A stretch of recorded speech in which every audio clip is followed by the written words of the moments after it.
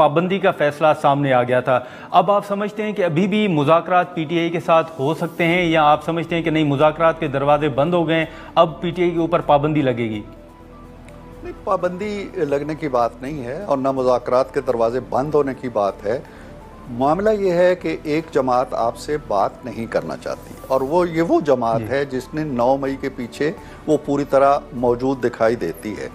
हमने बार बार उनसे कहा कि चलें, आप हाउस के अंदर आ गए हैं, जैसे भी आ गए हैं, तो आप कम से कम हाउस की सतह पे ही मिल बैठें और जो मामलात हैं अपने हल करने की कोशिश करें। वो नहीं बात करना चाहते और अब हमने भी ये सोचा है कि हम उनको बार बार अपनी छत पे खड़े होकर पुकारेंगे नहीं कि आएँ, आप हमसे बात करें। आप जब उन्हें बात करना होगी और वो संजीदा होंगे और वो ये देखेंगे कि नहीं, हमने फ़ौज से नहीं, हमने सियासतदानों से ही बात करनी है, या अचकज़ई साहब उन्हें समझाने में कामयाब हो जाएंगे कि यार ये क्या कर रहे हो आपने इन्हीं लोगों से बात करनी है, और वो संजीदगी के साथ बात करने आएंगे, तो फिर हम हमारे इत्तेहादी मिल बैठेंगे और सोचेंगे कि हाँ, अब हम दरवाज़ा खोलें या ना खोलें।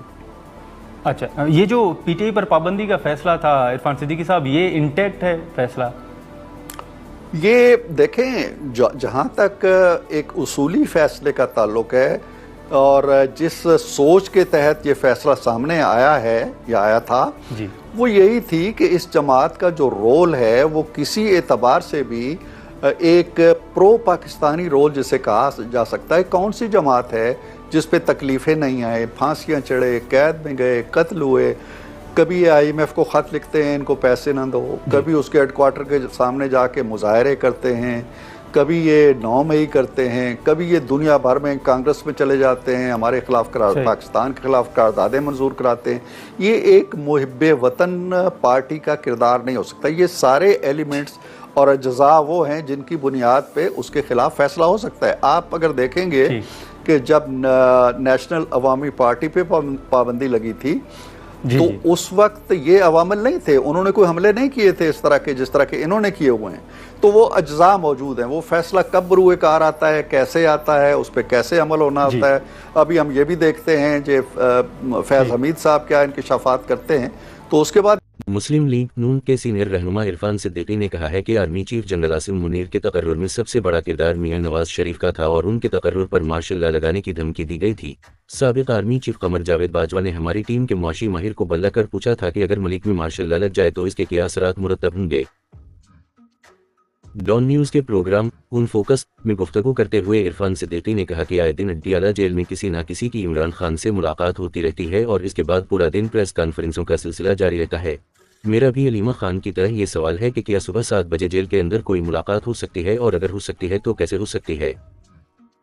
इन्होंने कहा कि इस मुलाकात के हवाले से मेरे इल्म में कोई बात नहीं और हसब तौफीक सबको अंदाजे लगा लेने चाहिए, अलबत्ता ये मामूल की कार्रवाई हरगिज़ नहीं थी। साबिक इंटर सर्विसेज इंटेलिजेंस सरबराह के कोर्ट मार्शल के ओपन ट्रायल के इमरान खान के मुतालबे पर उनका कहना था कि फौज में कोर्ट मार्शल हमेशा से होते रहे हैं और आज तक किसी का भी ओपन ट्रायल नहीं हुआ। खान साहब के अपने दौर में 25 आदमियों पर फौजी अदालतों में मुकदमा चले जो वो नहीं बताते। इन 25 में से 3 को मौत की सजाएं सुनाई गईं, कोई ओपन कोर्ट ट्रायल नहीं हुआ और वो अभी जेल में पड़े हुए हैं। सेनेट में मुस्लिम लीग नून के पार्लिमानी लीडर ने कहा कि इमरान खान के दौरे मेयार हैं, फील्ड कोर्ट मार्शल के अपने तकाज़े हैं और वो होगा। खान साहब एक ऐसे आदमी की क्यों वकालत कर रहे हैं जिसकी वो जिम्मेदारी भी नहीं ले रहे। अभी फैज़ हमीद खुद भी कुछ नहीं बोले, लेकिन खास साहब मुसलसल कह रहे हैं कि ट्रायल ओपन कोर्ट में होना चाहिए। उनका कहना था कि बरतानिया में हाल ही में फसादात हुए और उसे 1 माह भी नहीं गुजरा, लेकिन सैकड़ों लोगों को जेल भेजा जा चुका है। लेकिन हमारे मुल्क में 1.5 साल गुजरने के बावजूद 9 मई के हवाले से कोई कार्रवाई नहीं हो सकी। जब अदलिया और इंसाफ के ऐवानों से सुस्त रवि का आलम होगा और इतने बड़े सनहे की हसासियत का ये आलम होगा तो आप कहाँ से इंसाफ पाएंगे। इन्होंने कहा कि अब ये गिरफ्त में आए हैं, वो कि बहुत देर से आए हैं, लेकिन ये बताएंगे कि इनका 9 मई से क्या ताल्लुक था या 9 मई का उनसे क्या ताल्लुक था। जनरल आसिम मुनीर का रास्ता रोकने के लिए ये दोनों एक हदफ रखते थे और इसीलिए नवंबर में जब आसिम मुनीर की तकर्रुरी होनी थी तो 2 मार्च किए गए, लेकिन उनकी दाल नहीं गली। इरफान सिद्दीकी ने कहा कि सारी कहानियां सामने आएंगी कि वो कौन था जिसने नादरा से रिकॉर्ड निकाला और दोस्त मलिक को जाकर दिया। इसमें कोई शक नहीं कि आसिम मुनीर का तकर्रुर रोकने के लिए इमरान खान और साबिक inter services intelligence chief general retired Faiz Hameed यकजा थे और जब तकर्रुर हो गया तो उसको ख़त्म करने के लिए 9 मई का मंसूबा बना था। इन्होंने कहा कि जनरल आसिम मुनीर के तकर्रुर में सबसे बड़ा किरदार मियां नवाज शरीफ का था, जबकि मेरे पास ऐसी कोई मालूमात नहीं है कि आसिफ सरदारी और शहबाज शरीफ उनका तकर्रुर नहीं चाहते थे। इरफान सिद्दीकी ने इंकिशाफ किया कि ख्वाजा आसिफ दुरुस्त कहते हैं कि आसिम मुनीर के तकर्रुर पर मार्शल लॉ लगाने की धमकी दी गई थी और हमारी टीम के एक सफ अव्वल के इक्तिसादी माहिर को बाजवा साहब, साबिक आर्मी चीफ कमर जावेद बाजवा, ने बुलाया और कहा कि अगर मुल्क में मार्शल लॉ लग जाए तो इसके क्या असरात मुरतब होंगे, क्या मुआशी पाबंदियां लगेंगी और अगर लगेंगी तो पाकिस्तान किस हद तक बर्दाश्त कर सकेगा, इस हद तक गुफ्तगू की जा रही थी।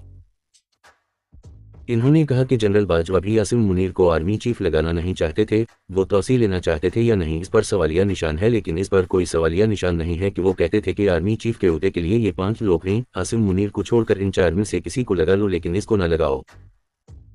उनका कहना था कि आसिम मुनीर को आर्मी चीफ न बनाने पर बाजवा साहब और फैज़ हमीद का इत्तेफाक था, लेकिन नवाज शरीफ ने कहा कि मार्शल लॉ की धमकी हो या कुछ और हो, सीनियरिटी लिस्ट पर जो शख्स भी पहले नंबर पर है इसका तकर्रुर होगा। मुस्लिम लीग नून के सीनियर रहनुमा ने कहा कि ये चाहते हैं कि कहानी इतनी फैला दी जाए कि हम कहें कि बाजवा को भी लेकर आओ, ज़हीर अल इस्लाम को भी लेकर आओ, आसिम बाजवा भी को भी लाओ, पाशा और आसिफ गफ्फूर को लाओ, ताहिर अल कादरी को लेकर आओ, फिर ये कहानी इतनी फैल जाएगी कि सिमटेगी नहीं। उनका कहना था कि हम नहीं चाहते कि इस मौका पर फैज़ हमीद से तवज्जो हटाकर महज अपने एजेंडे के लिए उसको सियासी खलील में बखेर दें और असल मदा पीछे रह जाए।